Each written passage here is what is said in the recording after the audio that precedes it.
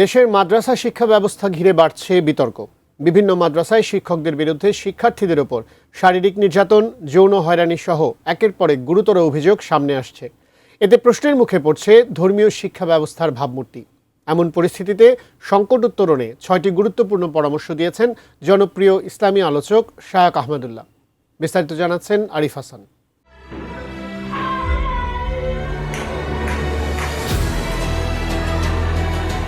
সাম্প্রতিক সময়ে দেশের কিছু কওমি ও বেসরকারি শিক্ষা প্রতিষ্ঠান এবং সেসব প্রতিষ্ঠানের কিছু শিক্ষকের বিরুদ্ধে শিক্ষার্থীদের উপর শারীরিক নির্যাতন, যৌন হয়রানি এবং সামাজিক মাধ্যমে শিক্ষার্থীদের ছবি, ভিডিও অনুমতি ছাড়া আপত্তিকরভাবে প্রকাশের অভিযোগ সামনে আসছে।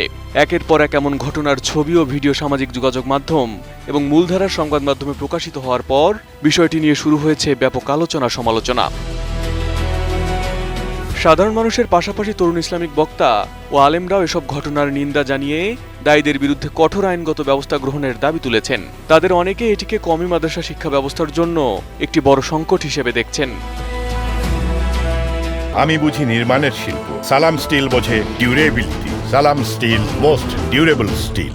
এমন প্রেক্ষাপটে মঙ্গলবার সন্ধ্যায় আস-সুন্নাহ ফাউন্ডেশনের চেয়ারম্যান শায়খ আহমদুল্লাহ তার ভেরিফাইড ফেসবুক পেজে একটি দীর্ঘ পোস্ট দিয়ে চলমান সংকট নিরসনে 6 দফা প্রস্তাব তুলে ধরেছেন। তিনি বলেন, মাদ্রাসা শিক্ষা ব্যবস্থার গৌরবোজ্জ্বল অবদানের পাশাপাশি কিছু অপ্রিয় ও নির্মম বাস্তবতাও স্বীকার করতে হবে।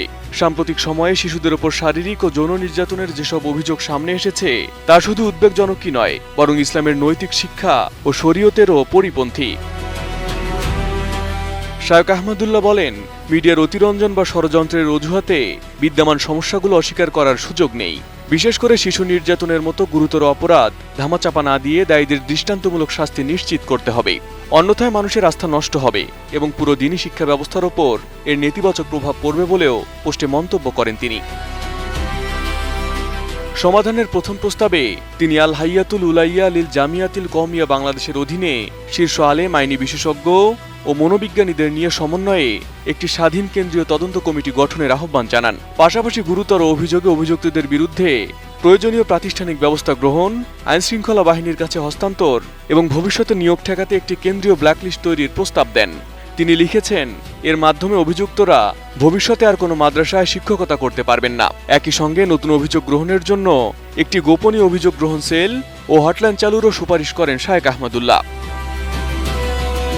প্রাতিষ্ঠানিক সংস্কারের অংশ হিসেবে তিনি মাদ্রাসার শ্রেণীকক্ষ, বারান্দা ও আবাসিক অংশে সিসিটিভি নজরদারি জোরদার, কম বয়সী শিশুদের আবাসিক শিক্ষা নিরুৎসাহিত করা, আবাসন ব্যবস্থায় পরিবর্তন আনা এবং শিক্ষার্থীদের মাধ্যমে শিক্ষকদের ব্যক্তিগত সেবা গ্রহণ সম্পূর্ণ নিষিদ্ধ করার আহ্বান জানান। শিক্ষক ও কর্মচারীদের জন্য আচরণবিধি প্রণয়ন, শিশু সুরক্ষা ও শিশু মনস্তত্ত্ব বিষয়ে নিয়মিত প্রশিক্ষণ, শিক্ষক নিয়োগে নৈতিক যোগ্যতার পাশাপাশি বিবাহিত হওয়া এবং পরিপক্ক বয়সের শর্তারোপ করা উচিত বলেও মন্তব্য করেন তিনি। মাদ্রাসা শিক্ষকদের পরিপক্কতাকে গুরুত্ব দেওয়া এবং তাদের জন্য যৌক্তিক ছুটি ও পারিবারিক পরিবেশ নিশ্চিত করার পরামর্শ দেন এই ইসলামিক স্কলার।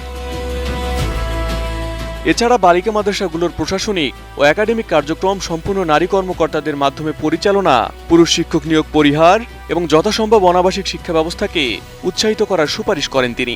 একই সঙ্গে দেশের বিভিন্ন স্থানে গড়ে ওঠা অনিয়ন্ত্রিত ও মান নিয়ন্ত্রণের আওতায় আনার উপরও গুরুত্ব আরোপ করেন এই ইসলামিক চিন্তাবিদ। মাদ্রাসাগুলোকে দিনের অপরাজয়ের দুর্গ উল্লেখ করে শায়খ আহমদুল্লাহ বলেন, এসব প্রতিষ্ঠানের ভাবমূর্তি রক্ষা, জনআস্থা অটুট রাখা এবং কোমলমতি শিক্ষার্থীদের নিরাপদ ভবিষ্যৎ নিশ্চিত করতে এখনই কার্যকর ও বাস্তবভিত্তিক পদক্ষেপ নেওয়ার বিকল্প নেই।